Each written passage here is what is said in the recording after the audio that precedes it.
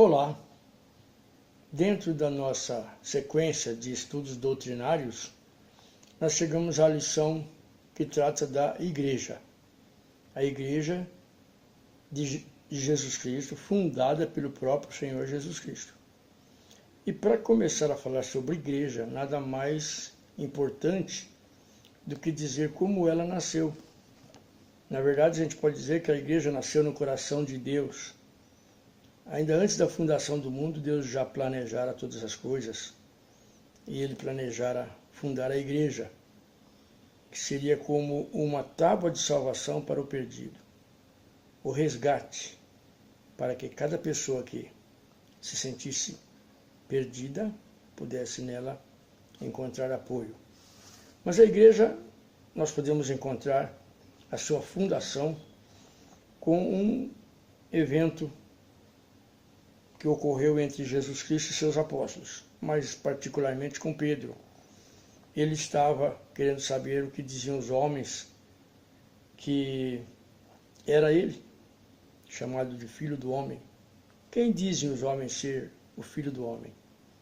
E os discípulos, os apóstolos, começaram a dizer, uns dizem que é João Batista, outros dizem que é Elias, e outros Jeremias, mas aí ele incisivamente perguntou, mas e vocês? Quem vocês dizem que eu sou?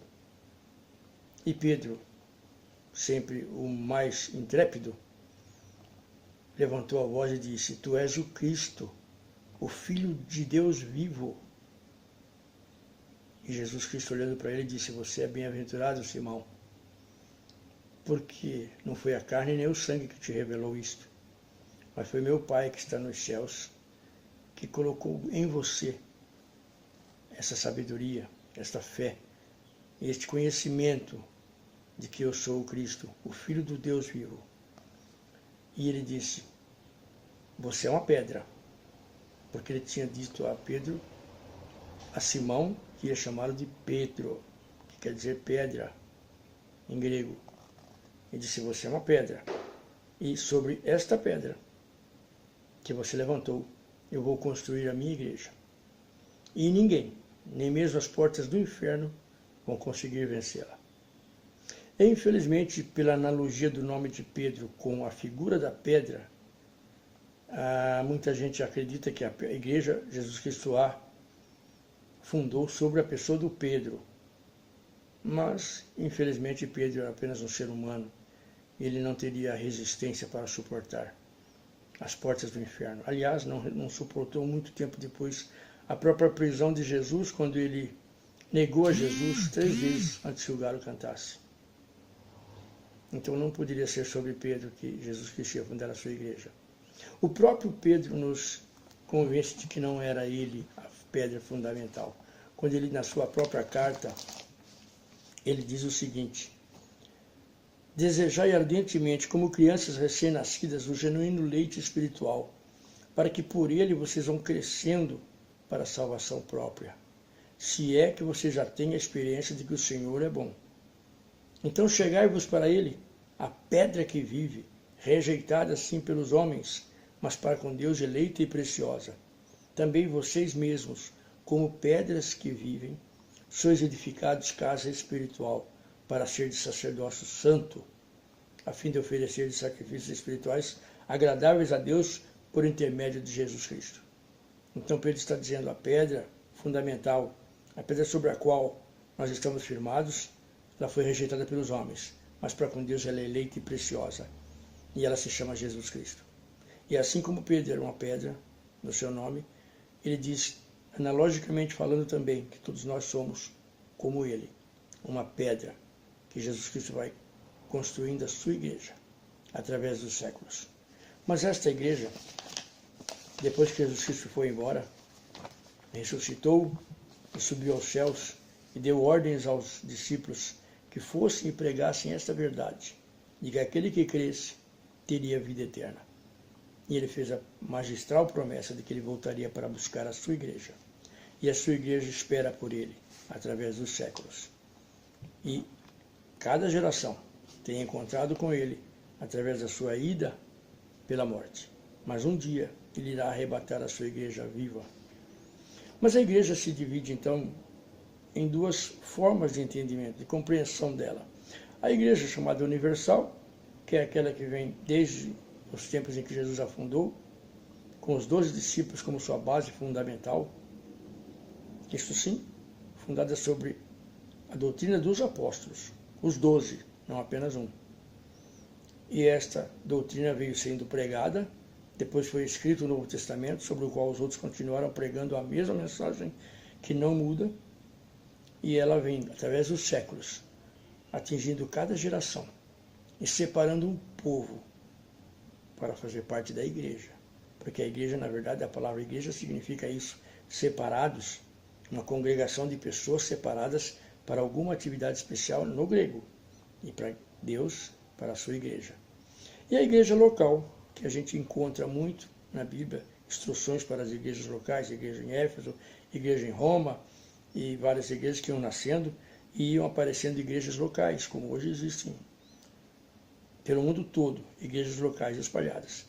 Infelizmente, pela interpretação do homem, pela divisão própria do ser humano, a igreja de Jesus foi sendo dividida por placas em portas de igrejas, cada uma com um nome, igrejas que pertencem a determinado indivíduo, missionário, igrejas que vão se dividindo e se separando até por doutrinas bíblicas. Por isso eu me propus a trazer um pouco de doutrina bíblica, para que a gente pudesse ver o parâmetro comum que a Bíblia nos traz sobre cada assunto.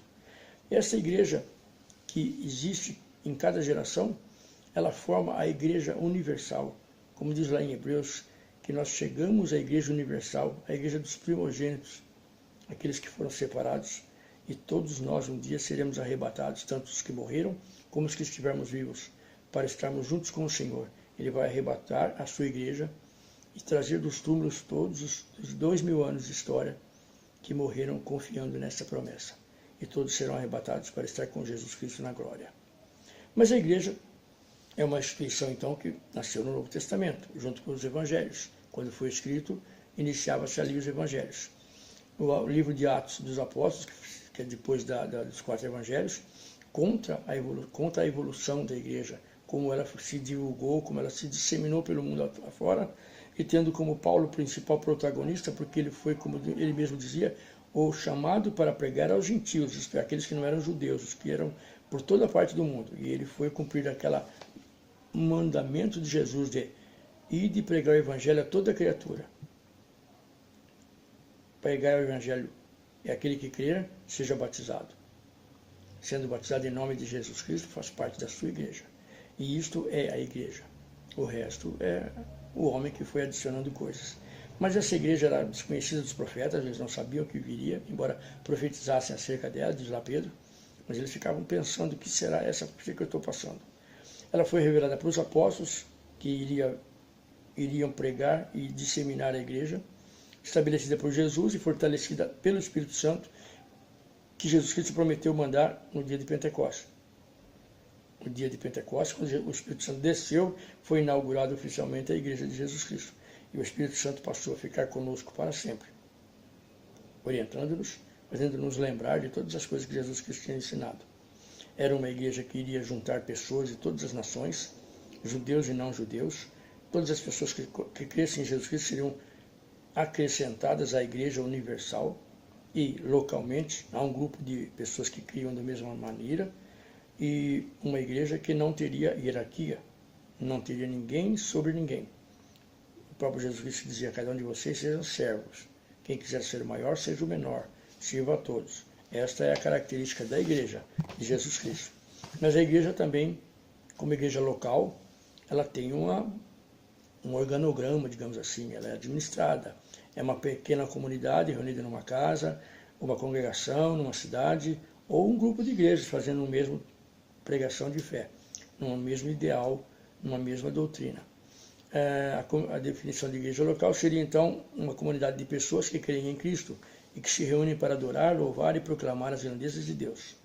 Ela é democrática na sua formação, e as pessoas que a compõem elegem seus próprios administradores, pessoas que vão cuidar das áreas sociais, das áreas administrativas e até da vida pastoral. Mas na vida pastoral o próprio Senhor chama e dá dons aos homens para que sejam pastores, bispos, presbíteros, como a Bíblia indica que sejam, mas depois, mais tarde, essas três formas de administradores acabaram ficando apenas em pastores. Algumas igrejas formaram outros nomes, alguns ainda conservam os presbíteros e os bispos. Na igreja é composta também por evangelistas, por mestres, pessoas que ensinam a Bíblia, que têm esse dom de ensinar as pessoas que vão chegando. Depois também, já no tempo dos apóstolos, foram chamados 7 varões cheios do Espírito Santo para cuidar da parte administrativa da igreja. E os apóstolos poderiam então trabalhar na parte mais espiritual, falar do Evangelho, convencer as pessoas de que deviam aceitar Jesus Cristo como seu Senhor. E esses foram chamados mais tarde de diáconos. Eram aqueles que apoiariam o trabalho pastoral, dariam suporte para que ele pudesse cuidar da igreja conforme ela ia crescendo e não ficasse muito pesado para eles. Ela tem seu governo próprio, conduz seus próprios negócios, não depende de ninguém, de governos. Ela própria levanta suas finanças e com elas faz o que é possível. Disciplina os seus próprios membros quando andam no mau caminho, até desligando-os do seu rol de membros. Ela ordena e envia pastores e missionários para o campo e sustenta-os com as suas ofertas. Ela tem 2 ministrações chamadas ordenanças de Jesus. É o batismo e a ceia do Senhor. O batismo para aqueles que creem e confessam Jesus como Salvador, passam pelo batismo. E batismo, a palavra batismo significa imersão. Portanto, se não for imerso em água, não é batismo. Pode ser um banho d'água, um jogar de água na testa, que é mais conhecido como aspersão. Mas batismo é banho de água completo. E a ceia do Senhor, que é composta do vinho e do pão. As igrejas que sabem que ali não se vai tomar vinho para se embebedar e nem comer pão para matar a fome, dividem em pequenas porções, pequenas tacinhas de suco de uva até, nem precisa ser vinho, e o pão que elas tomam como simbolizando o corpo de Cristo. Mas isso é uma outra lição em que a gente vai falar sobre os simbolismos do batismo e da ceia do Senhor. Então, a missão e destino da igreja é pregar o evangelho da salvação para todas as pessoas, edificar os crentes, aqueles que vão vindo, os mais velhos vão ensinando as doutrinas, e proclamar a sabedoria de Deus, que é a que trouxe para nós este conhecimento da sua igreja. Que Deus abençoe. Até a próxima.